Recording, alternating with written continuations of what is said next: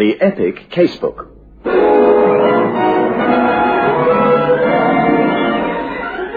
In which Inspector Carr investigates.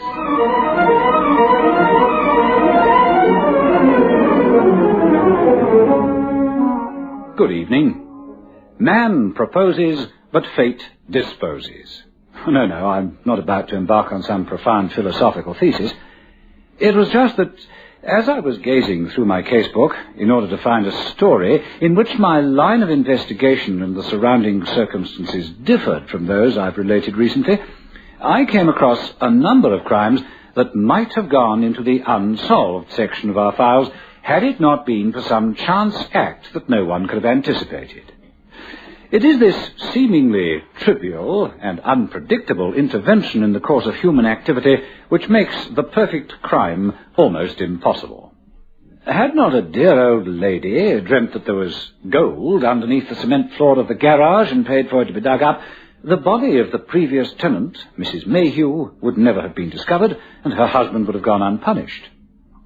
Had not a dog, being exercised, decided to go chasing after a cat in Boreham Woods, Olive Henderson's body would have remained undiscovered until the following morning, by which time her killer would have escaped overseas. As it was, George Barker was arrested as he was about to board a ship.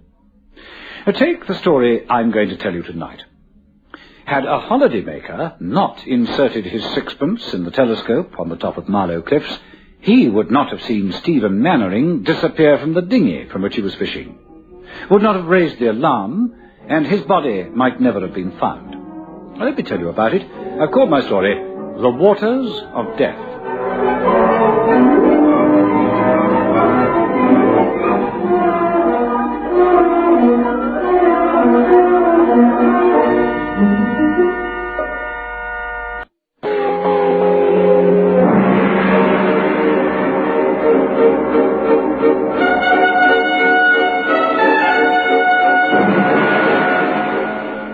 The holidaymaker was a Mr. Patrick Scott. He rushed to report the incident and to seek assistance. Both he and those who went to rescue the man from the sea thought that they were taking part in a rescue operation as a result of an accident. Certainly they did not expect to find Stephen Mannering dead, nor that his death was caused by a blunt instrument and not by drowning. Carr speaking. Operations here, Inspector. Oh, who or what is it this time? Devon County Constabulary seeking assistance. Someone identified as Stephen Mannering. Coshed on the head and thrown into the sea. The sea, you say? Where? Marlow. It's a nice time of the year, sir. Yes, it is indeed. Are they expecting us down there straight away? Yes, sir. A body was found yesterday afternoon. Sergeant Matthews is in charge of the local station. Right. Well, tell him I'm on my way. And first, I want to talk to this holidaymaker, Patrick Scott.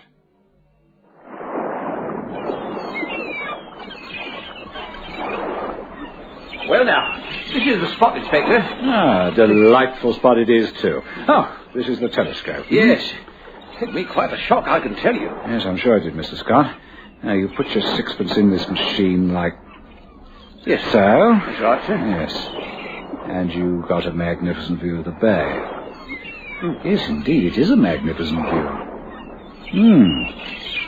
No boats or anything at the moment. Well, there wasn't any yesterday afternoon except the one dinghy.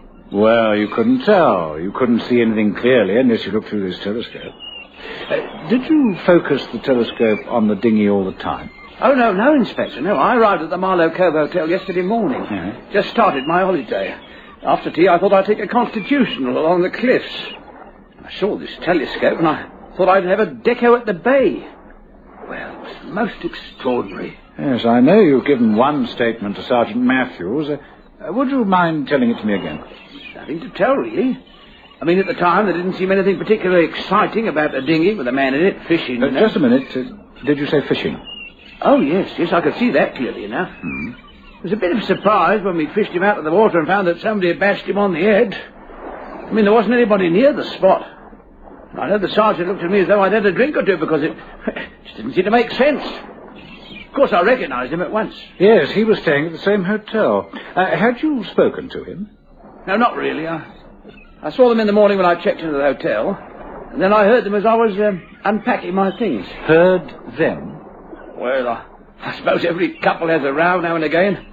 Not that I know much about it, being a bachelor. Oh? You heard Stephen Mannering quarrelling with his wife? Yes, it was a bit embarrassing for me. You know, these modern hotels, the walls are as thin as cardboard. I didn't want to eavesdrop. Well, there seemed to be three of them, really, all having a go at each other.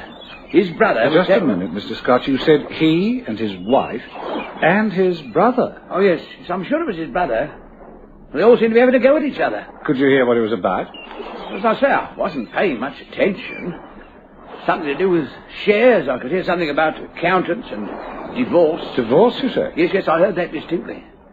Decided then I should go downstairs. I didn't hear anything that might be of any help to you, I'm afraid. Thank you, Mr. Scott. What happened when you rushed to get assistance? Well, I ran as fast as my feet would carry me to the jetty. Luckily, Mr. Hayes was there with his boat. So I jumped in and we went after him.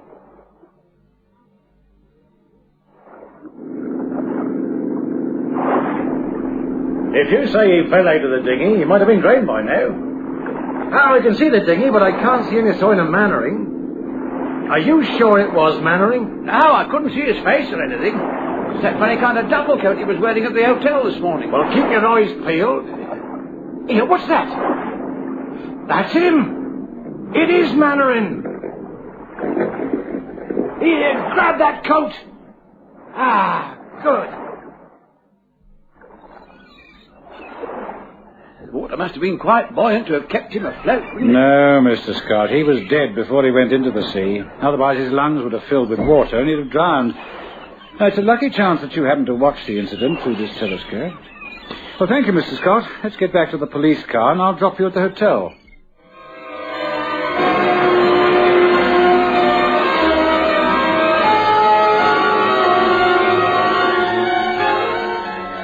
I was as puzzled as the Criminal Investigation Department of the Devon Police. Here was a dinghy in the middle of the bay, with no other boat in sight, if Mr. Scott could be relied upon. And yet, this extraordinary mystery develops. We know he was killed before he fell into the water. The local police surgeon said someone had given him a tremendous blow and cracked his skull. But how? Who? Yet the witness is absolutely convinced that there was nobody near the place. I decided to start with Scott's interesting story of the quarrel. It'll all come out. I'm so ashamed. Sergeant Matthews has just rung me. Oh? What about? Oh, well, you'll know it too very soon. We were staying here at this hotel as husband and wife, but we weren't legally married. Oh. That didn't mean anything. Stephen and I couldn't get married. But we loved each other. His wife wouldn't give him a divorce? She couldn't care less about him. It was my husband that put a spanner in the works. Who is your husband? Alan Phillips. He calls himself an actor, although he hasn't had a part since last Christmas. He's a ham, my husband, on the stage as well as in real life. When I told him that I wanted a divorce, he put on an act, talking about marriage being a sacred contract, never to be dissolved and all that. So Stephen and I thought, well, if we can't go to the registry office, we just have to do without it. Doesn't make any difference to me. I see. Now, what happened here yesterday morning? Stephen's brother turned up. Name? Derek. Came to see the horror of his brother living in sin on holiday. I understand you all quarrelled. Understand. You mean all the nosy parkers in the hotel were listening with their ears glued to the keyhole. Yes, we quarrelled. There was Derek, the pillar of society, threatening to throw Stephen out of the family business unless he went back to his wife. And your husband, I beg your pardon, Mr. Mannering? You may well ask. 100 times he used to swear he'd make any sacrifice for me, and that miserable little crawler actually considered going back to his wife. Oh, I shouldn't have said that, should I? I'm sorry. But don't you see, now he's been killed, don't you see where it leaves me? What it makes me? Have you any idea who killed him? No. Yes, I have. Why should I shield him? Stephen's father made a peculiar will. The shares of the company weren't to go outside the family, should one of the three shareholders, that is, the mother, Derek Mannering and Stephen, die without leaving children. Then the shares would have to go to the remaining members of the family. And Stephen Mannering has no children? That's right. So his shares will go to Derek and the mother. Quite a coincidence, don't you think, Inspector? I see what you're getting at, Mrs. Mannering. Or, rather, I should call you... What's your married name? Phillips. Tell me something about your movements yesterday, Mrs. Phillips. Stephen said he was going fishing. What happened to the brother? He wouldn't even stay for lunch. Went off with a triumphant grin on his face. Because Stephen had agreed to go back to his wife? Yes. He said he'd go fishing. He hired a dinghy belonging to this hotel. And what did you do then? Me? I stayed here in this room. How long? I don't know. You mustn't ask me these questions, Inspector. Say for an hour or so. First, I wanted to leave here immediately. I'd already written a letter to Stephen, but then I tore it up and thought I'd have another chat with him when he came back. So I waited in the hotel lounge. I had a couple of drinks at the bar there. The barman will confirm that. Then I went to the terrace and read my book. Mr. Scott happened to see the empty boat just after tea. Do you remember what you were doing that time? Yes, I was here on the terrace. Doing anything in particular? Reading a book. Now listen, Inspector. Now, let's not cross verbal swords, madam. I'm only trying to get to the core of the mystery. Your husband, or rather the man you wanted for your husband, has had his skull cracked open and his body thrown into the sea. You'd like us to find the person who did it, wouldn't you? Yes, of course I would. I know I said some nasty things about him, but I did love him. Now my whole world is topsy-turvy. Will you go back to your husband? No. I don't know where I'll go, but I certainly won't go back to my husband. When do you propose to leave? Well, there's nothing here, is there? I thought of going back to London tomorrow. Well, I wonder if you'd kindly stay here at Marlow until, say, tomorrow night. Might want to get in touch with you again. Yes, that's all right. I won't run away. I wouldn't know who to run to. Thank you.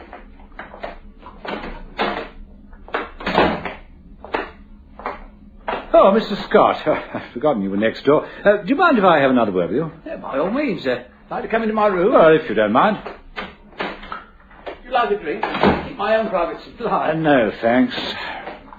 Fact of the matter is that I can't get over this business of you seeing a dinghy in your telescope, a Mannering fishing, and then he disappears. Oh, you mean there must have been another man there to crack him on the skull, eh? Precisely. Now, let's pinpoint it. Did you traverse the telescope from side to side? Yes. And then you suddenly saw that dinghy coming along? That's right, yes. It just come round Brooker's Head, sailing across the bay. And there was just one man in the boat? Yes. Couldn't another person have been hidden by the sail? Well, I suppose it would have been possible. Mind you, I didn't pay much attention to it. Well, at least this is something. I don't believe in miracles or conjuring tricks, but... No. If you saw Mannering in the eye of your telescope and in the next few seconds he isn't there, you'd have seen any other occupant of the dinghy. I don't know. Man has his head smashed in while alone in a little dinghy crossing the bay. Doesn't make sense, does it, Mr. Scott? No, I suppose it doesn't. Now, look, Inspector, I'm no sailor, but couldn't he have knocked his head against something on the boat? I mean, those sailing boats have all sorts of masts and things that's swinging about in the air. No, Mr. Scott, after my discussion with Sergeant Matthews and the police surgeon, we know that Mannering was brutally hit over the head with such force that it couldn't have been an accident. Now, is there nothing else you can think of? Yeah. Now, wait a moment. Yes? Well, on the other side of the bay... Well? Yes. There was a car, a black car. I'm not sure about it. Just had a glimpse of it. You say it was the other side of the bay. Yes, now, how would you right. know it was a black car? Had to be a powerful telescope. Well, it's only a small bay. That's fair enough.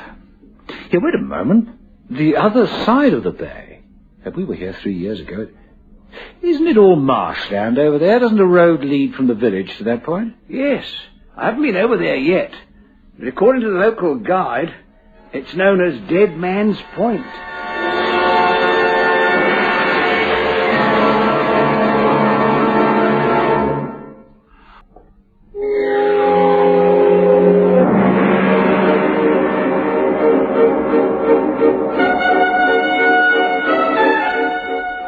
Were we really onto something?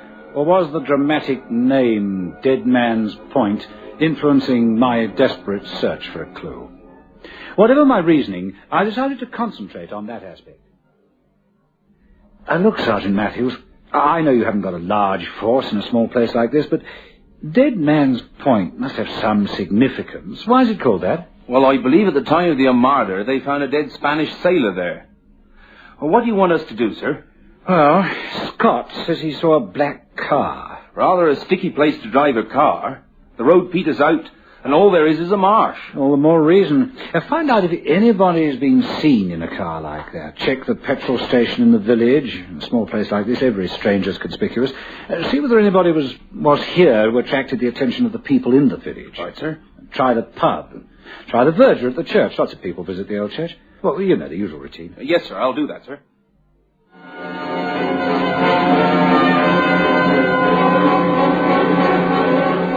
While the local sergeant set in motion the questioning of the villagers, I got through to London and invoked the aid of operations. Now, this is what I want you to do, Ops. I want you to get through to X branch. I want you to find out everything concerning the dead man, Stephen Mannering, his wife, or rather, Mrs. Edith Phillips, who had been living with him, her estranged husband, Alan Phillips, apparently an unsuccessful actor, and the dead man's brother, Derek. Very good, sir. How's the inquiry going? Oh, it isn't at all at the moment. Well, we have one slight lead that might get us somewhere. Still, we've solved cases that seemed worse than this. Get cracking, there's a good chap. Righto, sir. Sergeant Matthews. Well, I hope you don't mind my sitting in your chair using your phone. Not a bit, sir. Any joy? I think so, sir. I find something that might be of use. Good. First of all, the driver of the Newton Abbot bus remembered a passenger he had yesterday morning who came off the London train. Mm-hmm. It was a woman, and he said she was a bit strange-like. Oh? The way she was dressed, he said. She wore flat shoes, a large hat, and a suit, which, so he said, must have been 20 years out of fashion. That's interesting. Go on. Apparently, the woman made inquiries about where to find the Marlow Cove Hotel. But when she got off the bus, she made straight for Hatton's garage and hired a car. Uh-huh. She also inquired about a boarding house where she could stay, and Hatton mentioned Mrs. Mackenzie, who takes in boarders. I see. Well, the long and short of it all is that she did turn up at Mrs. Mackenzie's, took a room, paid for 3 days in advance, and then set off in Hatton's car, which is a black saloon. Ah. She returned the car early in the evening, and Hatton said she'd only done about 12 miles. She took the bus back to Newton Abbot, and that was the last anyone saw of her. Well, didn't she go back to this Mrs. Mackenzie? No, sir. She didn't leave any luggage behind. But you see, sir... There's a gleam in your eyes, Sergeant Matthews. What is it? Well, sir, Hatton said that when this woman returned the car to him, the wheels were caked with mud. Mud, eh? And the only muddy place we have round here is that marshy bit on Dead Man's Point. That's interesting, Matthews. Very interesting. I'll wager my non-existent bowler hat to that telescope on Marlow Cliffs that Mrs. Mackenzie will have some rather vital bits of information. Mind you, Inspector, I don't know that I can help you, but she certainly was a mysterious guest. Why mysterious, Mrs. Mackenzie? Well, she comes here saying she wants to spend 3 days painting, pays her money in advance, and then disappears without as much as saying, "Thank you, but I've got to return home rather unexpectedly," or something. Do you not think that's rather strange, Inspector? I certainly do. Tell me, when she came to stay, did she look at the room? Look at the room. She just sat here for a few minutes, lugged her suitcase out again. Just a minute. Why did you say lugged? Oh, because I could hardly lift it when I tried to give her a hand. I see. The painter's palette and easel isn't all that heavy. Or neither a woman's clothes, which she may have had in it. And so the $64 question is, what was she carrying in that suitcase? Can you describe the woman for us, Mrs. Mackenzie? Oh, aye. She was about 6 feet tall, a little on the stout side. She wore a rather flowery hat, a muffler, and that dress of hers. It was a two-piece that must have been made before Sergeant Matthews here was born. What was her voice like? Was it a sort of high-pitched, squeaky voice? You mean it might have been a man dressed as a woman? Yes, madam. There are scores of cases where... Well, let's not indulge in idle conjecture. Did you see her drive off? Aye, I saw her drive the car round the corner. But from there she may have gone anywhere. Tell me, why do you want to know all this, Inspector? Is it anything to do with the dead man they found the day before yesterday? Someone told me that his wife was staying at the Marlow Cove Hotel, but they say she isn't really his wife. I'm sorry I can't tell you anything about it. Now, thank you very much for your information. Come on, Matthews, we've got to go now. Maybe some news from operations. Derek Mannering caught the 8 a.m. fast train to Newton Abbot. He is known to have returned on the 1:30, arriving Paddington 4:20. Well, that lets him out. We know that the man was alive at that time. What about Edith Phillips? Interesting point, dear sir. Yes? It's known that she created a disturbance at the Green Lantern restaurant 4 weeks ago. She was arrested for striking Derek Mannering with a bottle and was bound over the following morning to keep the peace. Anything else? What about her husband? The local manor says there's nothing known against him except he's heavily in debt in the district. The local publican and wine merchants say that they refused him credit. Right. Anything else? Nothing further, sir. Okay, thank you. Oh, if you need me urgently, I'll be back at the yard tomorrow. I think I'd better have a word with the estranged husband. Mr. Phillips, I'm a police officer. May I come in? Yes, of course. Go. Through here, please. Yeah. Oh. And what can I do for you? Is it something to do with the death of Stephen Mannering? Oh, you know about it? Of course, it was in yesterday's paper. Do sit down. Okay. You knew Mannering, I understand. Oh, yes, I knew him. My wife and I met him in Yugoslavia last year. When did you last see him? Months ago. I can't really recall the date. Oh, yes, it was at some party in our club, the Underwater Club. And since then you haven't seen or heard of him? No, I haven't. What about your wife? Has she been in touch with him? Now, look here, Inspector. You said you're investigating the case. You must have found out by now that my wife has left me and is living with him, so why ask these questions? All right, then. So there's no need to beat about the bush.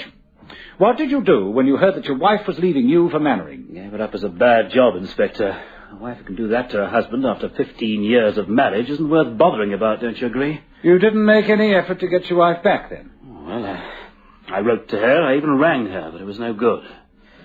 To be quite honest, Inspector, it had happened several times before, and I've always taken her back. This time I've had enough. I've got to draw the line somewhere. Right.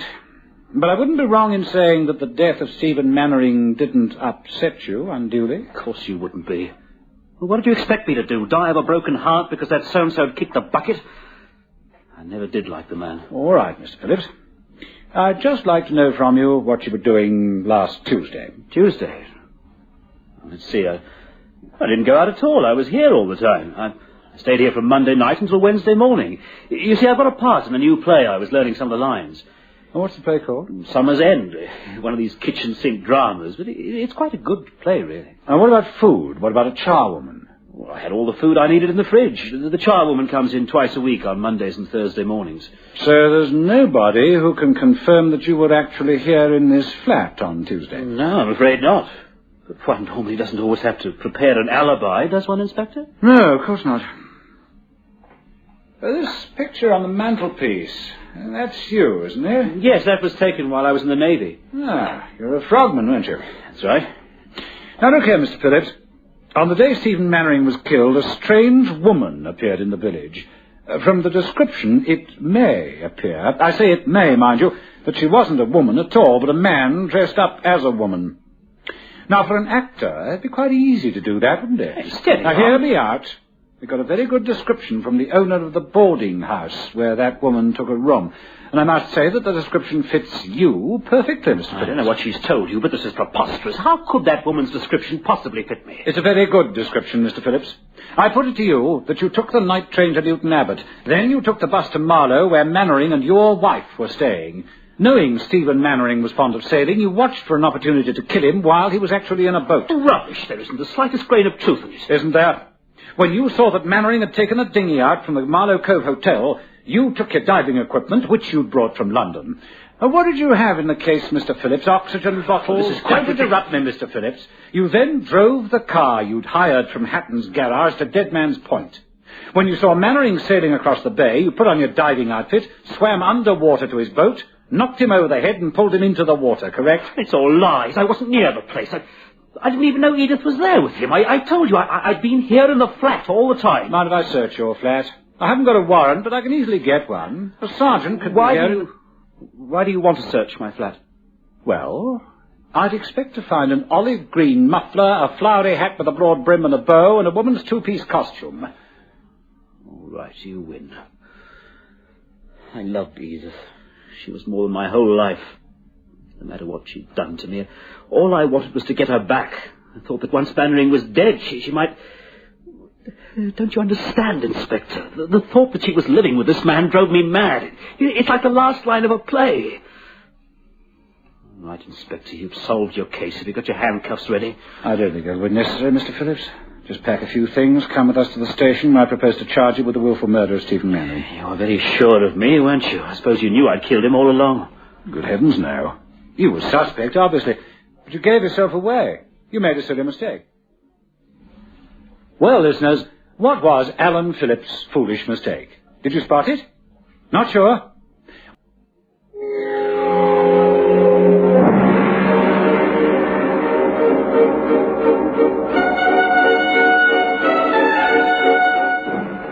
Well, listeners, did you notice how Phillips gave himself away? If you remember, I told Phillips... Now, hear me out. We got a very good description from the owner of the boarding house where that woman took a room. And I must say that the description fits you perfectly, Mr. Phillips. I don't know what she's told you, but this is preposterous. Now, how could that woman's description possibly fit me? See it now? How did Phillips know that the owner of the boarding house was a woman? I never said so. It was a foolish mistake, wasn't it? One for which he paid dearly, since he was sentenced to life imprisonment, as he deserved to be. Oh, the moral of the story: never go fishing when there's a skin diver about. You'll never know who is on the other end of the line. Good night.